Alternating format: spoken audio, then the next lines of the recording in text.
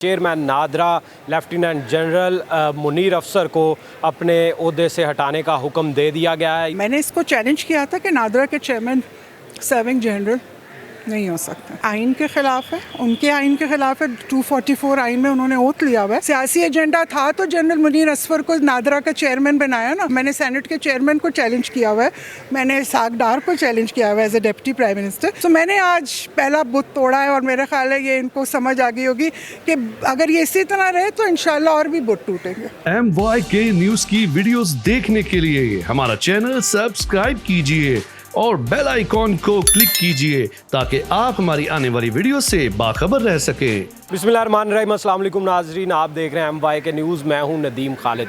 Lahore high court से आज एक बहुत बड़ा फ़ैसला सामने आया है जिसमें chairman NADRA lieutenant general Munir अफसर को अपने ओहदे से हटाने का हुक्म दे दिया गया है। इसमें पटिशनर मिस अशबा कामरान थी। क्या इनकी पटिशन थी, किन ग्राउंड्स पे इन्होंने पटिशन की थी, मैडम बताइएगा क्या आपकी इस्तदा थी इसमें और आज के फ़ैसले को आप किस नज़र से देखते हैं? सबसे पहले तो शुक्रिया, मैं बहुत खुश हूँ और इस फैसले को मैं ऐसे देखती हूँ कि this is called a power of a common man.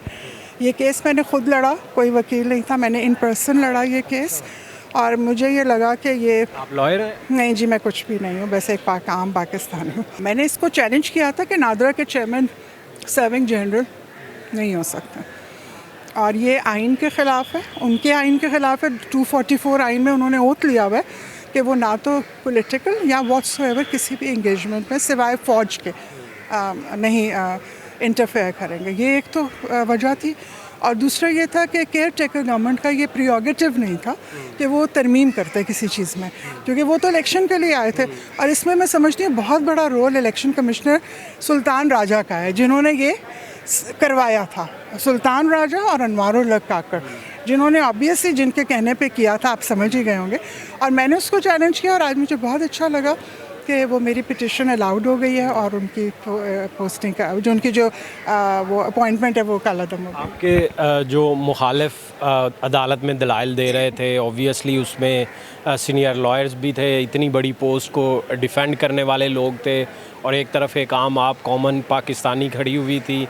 तो उस दौरान उनके दलाइल क्या थे और जब ये केस आप लड़ रही थी तो होपफुल थी इतनी? मैं ऑनेस्टली स्पीकिंग मैं बहुत होपफुल थी क्योंकि I was talking on facts. ठीक है, मैं फैक्ट पे बात करती। देखिए, मेरा किसी से कोई वो नहीं है, ना ही मेरा कोई सियासी कोई है, ना कोई एजेंडा था।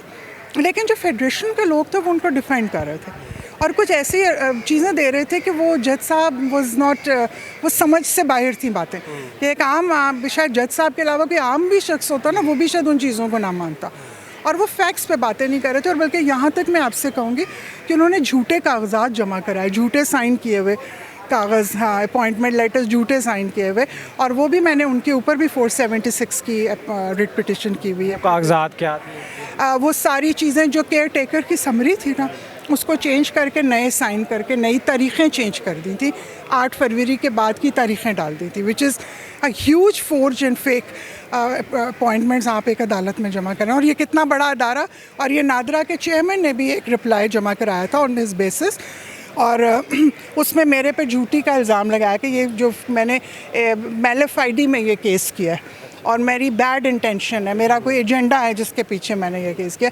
और अब मैं ये जनरल मुनीर असफर को मैं चैलेंज करूंगी। मैं उन्होंने ये मेरी जो इज़्ज़त को उन्होंने ये ठेस पहुंचाई है कि आपको चाहिए था कि आपको आना ही नहीं चाहिए था, बनिस्बत इसके कि आप आइन तोड़ रहे हैं और आइन तोड़ने वाला आपको ये बता रहा है कि आप आइन तोड़ रहे हैं, आप उसको ये कह रहे हैं कि आप झूठी हैं।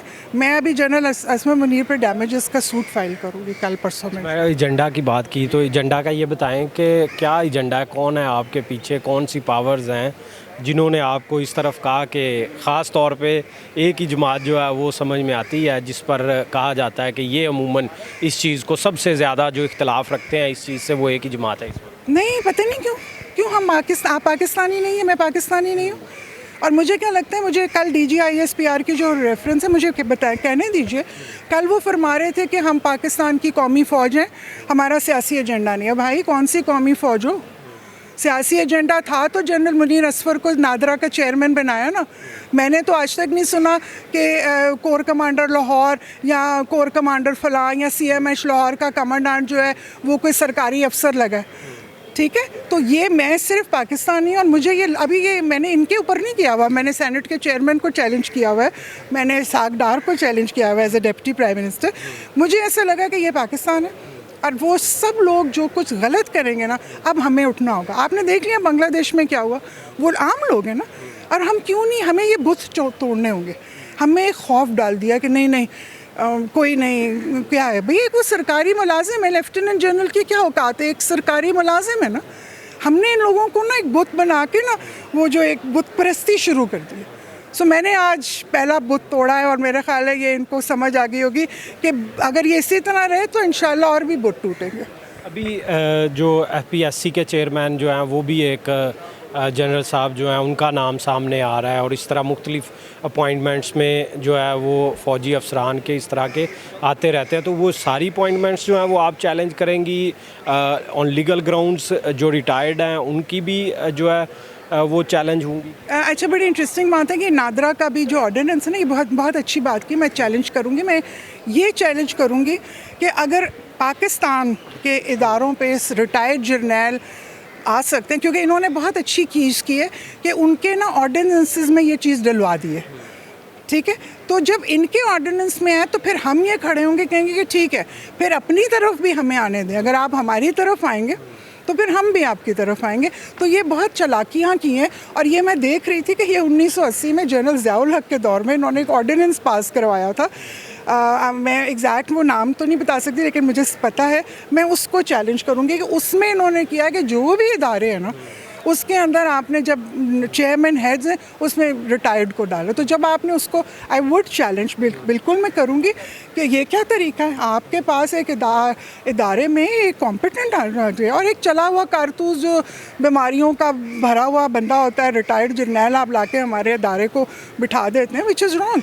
आई थिंक हमें बोलना चाहिए। और मैं उनको तो नहीं चैलेंज कर सकती क्योंकि उनके अंदर उनके ऑर्डिनेंसेस में लिखे, लेकिन मैं इस चीज़ को चैलेंज करूँगी, उस ऑर्डिनेंस को चैलेंज करूँगी। अब बताइएगा आखिर में ये कि ये जो आज का फ़ैसला आया है, ये क्या फ़ैसला है, इसमें क्या फ़ैसला किया गया जस्टिस आसिम हफीज़ साहब? मुझे वन वर्ड किया अभी फैसला, जो ऑर्डर है वो आई थिंक 1-2 दिन में वो कह रहे थे। क्या कहा है वो? जो उन्होंने ये कहा कि वो अलाउड हो गया मेरी पिटिशन। तो मेरा ख्याल है कि उससे जनरल जो चेयरमैन नादरा हैं उनको काम से रोक दिया गया है, और उनको उनकी तैनाती को कलअदम करार दे दिया गया है। तैनाती कलअदम करार दे? यही है कि वो अलाउड होगी पिटिशन। मैंने यही कहा था कि इनकी तैनाती को कलअदम करार दे दें, तो वही जब उन्होंने एक्सेप्ट कर ली मेरी पिटिशन तो उनकी तैनाती को कलअदम करार। बहुत शुक्रिया। हमारे साथ मिस अशबा कामरान मौजूद थी, और उन्होंने जो है आपके सामने एक बहुत बड़ी पिटिशन जो है वो बताया है। और फिलवक्त इतना ही, मुझे दें इजाज़त, अल्लाह ने के बाद।